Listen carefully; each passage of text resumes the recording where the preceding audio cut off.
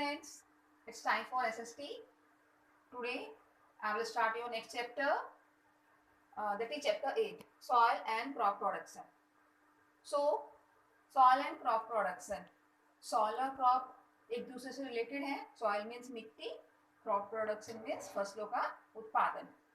तो first of all, the definition of soil. मिट्टी क्या होती है? Soil is the uppermost layer of the earth's surface. मिट्टी जो है पृथ्वी का जो सबसे ऊपरी भाग होता है वो होती है मिट्टी. पृथ्वी का जो ऊपरी पार्ट होता है, सबसे ऊपर का पार्ट होता है, उसको हम बोलते हैं मिट्टी. That is soil. So there are 5 types of soils: alluvial soil, black soil, red soil, desert soil, mountainous soil. जो हमारे देश में 5 तरह की मिट्टी पाई जाती है: alluvial soil, black soil, red soil, desert soil and mountainous soil. So let's start the chapter. इस चैप्टर में आप क्रॉप्स के बारे में पढ़ेंगे और डिफरेंट टाइप्स ऑफ सॉइल्स के बारे में आप पढ़ेंगे. Okay, so soil is the most important renewable natural resources. बताया था मैंने आपको मिट्टी के बारे में. मिट्टी हमारे लिए बहुत ही इंपॉर्टेंट है. It is the medium of plants growth and support different types of living organisms. इसका मतलब क्या है? मिट्टी पर डिफरेंट टाइप्स ऑफ प्लांट्स रहते हैं. मिट्टी पर ही हम लोग रहते हैं, ह्यूमन बींग्स रहते हैं, मिट्टी पर ही एनिमल्स रहते हैं. ठीक है, तो इस तरह से the soil is a living system. इसलिए हम सॉइल को क्या बोलेंगे? Living system. सॉइल को हम बोलेंगे लिविंग सिस्टम, क्योंकि यहाँ ये सॉइल जो है सभी के लिए, सभी लिविंग पर्सन्स के लिए, सभी लिविंग जो भी मतलब लिविंग चीजें, लिविंग थिंग्स हैं, सबको अपने मतलब सबको वो सर्वाइव करती है. नेक्स्ट है plants need nutrients and moisture to grow. कैसे सर्वाइव करती है? जो प्लांट्स होते हैं मिट्टी में, उनको न्यूट्रिएंट्स की नीड होती है, मॉइस्चर की नीड होती है. तो न्यूट्रिएंट्स कहाँ से मिलता है प्लांट्स को? न्यूट्रिएंट्स प्लांट्स को मिलता है मिट्टी से. मिट्टी देती है. और मॉइस्चर होती है नमी, और नमी भी मिट्टी से ही मिलती है. नेक्स्ट आते हैं आपको, most of it is provided by the soil. It is found on the top layer of the earth as the soil is formed due to the process of weathering. अब आप बोलोगे सॉइल बनती कैसे, मिट्टी कैसे बनती है? मिट्टी का जो प्रोसीजर है बनने का, मिट्टी का जो प्रोसीजर है मिट्टी सॉइल फॉर्मेशन का, वो होता है विदरिंग ऑफ रॉक्स. रॉक्स होती है चट्टानें.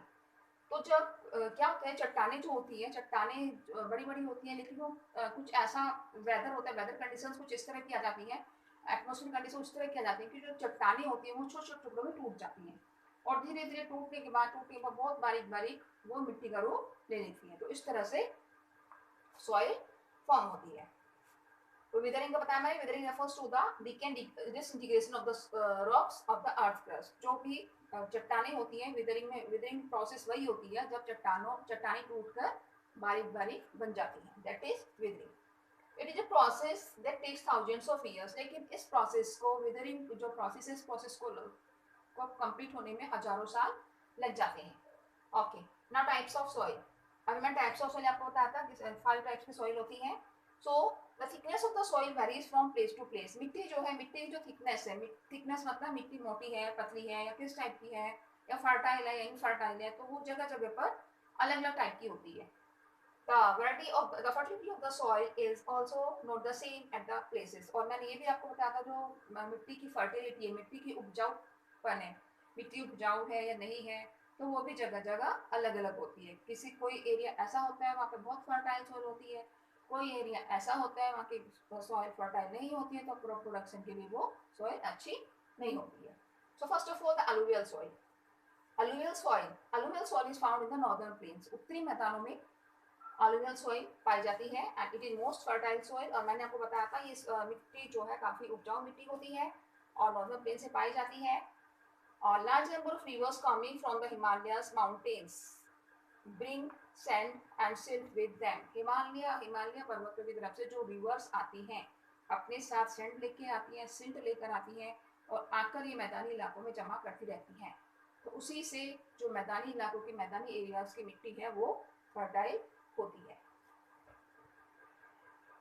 When the rivers are in flood, they deposit. अभी मैंने बताया था कि रिवर्स, नदियों बाढ़ आती है तो नदियाँ जो भी उनके साथ अपने साथ वो सामान लाती हैं, वो सारा का सारा वो अपने बैंक्स पर छोड़कर जाती हैं. उसको बोलते हैं हम. So the soil with these materials, तो जिस सॉइल में ये इस तरह के मटेरियल्स होते हैं नदियों द्वारा बहाए गए, जैसे सैंड है, सिल्ट है, तो ऐसी सॉइल को हम बोलते हैं अलूवियल सॉइल। अलूवियल सॉइल के लिए जो मेन क्रॉप्स होती हैं वो है rice, wheat, maize, sugarcane, pulses, cotton, jute, vegetables, ठीक है, एंड फ्रूट्स। तो इस तरह की मिट्टी में हम इस तरह की क्रॉप्स ग्रो कर सकते हैं, या इस तरह की मिट्टी में जो अलुवियल सॉइल होती है उसमें ये वाली क्रॉप ग्रो होती है। Next type of soil is black soil. This type of soil is black in colour. Black soil का नाम से आपको मालूम होना चाहिए, ये मिट्टी का, इस मिट्टी का कलर जो ब्लैक होता है, also known as regur soil, उसको रिगर सॉइल भी बोलते हैं।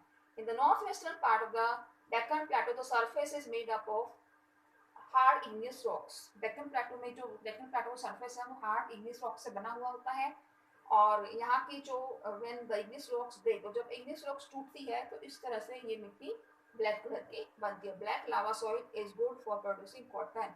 और ब्लैक सॉइल जो है कौन सी फसल के लिए सबसे अच्छी होती है? सबसे अच्छी होती है, ये होती है कॉटन और शुगर केन। मेनली कॉटन के लिए ब्लैक सॉइल बहुत अच्छी होती है। नेक्स्ट आता है red and yellow soil. Red soil और yellow soil. Red soil develop होती है crystalline igneous rocks in the areas of low rainfall in the eastern and southern parts of Deccan Plato.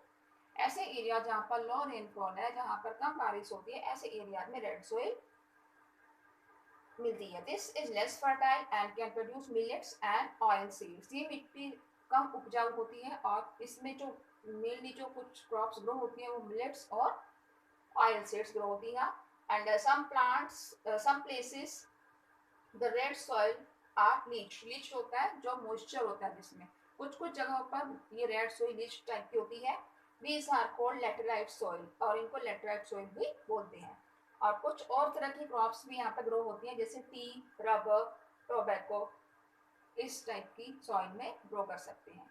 Next आती है आपके desert soil. It is found in the western part of Rajasthan and its adjoining areas. Desert soil आपको नाम से ही मालूम होना चाहिए, रेगिस्तानी मिट्टी, इसको एरिड सॉइल भी बोलते हैं, और ये राजस्थान एरियाज में, राजस्थानी एरियाज, रेगिस्तान एरियाज में पाई जाती है। There is a scanty rainfall in this region. वहाँ पर पानी बारिश बहुत कम होती, ना के बराबर होती है। With the help of the irrigation, सिंचाई की व्यवस्था से या सिंचाई के साधनों की सहायता से यहाँ पर जो क्रॉप्स ग्रो होती हैं वो है wheat, grain, cotton and other crops. तो इस तरह की क्रॉप्स यहाँ पे ग्रो होती हैं, लेकिन वो सिंचाई के साधनों का यूज करके, बारिश तो कम से कम होती है। तो ये सॉइल फर्टिलिटी, इसलिए ये भी farmers fertilisers enhance the fertility of soil by adding nutrients in the soil. लेकिन ये मिट्टी में इतनी फर्टाइल नहीं है, और इसमें भी फर्टिलाइजेशन का ऐड होता है, फर्टिलाइजर्स को यूज करते हैं ताकि मिट्टी को फर्टिलाइज बनाया जा सके। एंड द लास्ट टाइप है mountainous soil. What is mountainous soil? This soil is found in the hilly and mountainous region. नाम से ही आपको मालूम होना चाहिए, इस टाइप की जो सॉइल है माउंटेनियस और हिली रीजन से पाई जाती है। The soil texture varies from place to place. इस मिट्टी का टेक्सचर भी अलग अलग टाइप का होता है जगह जगह। It is loamy and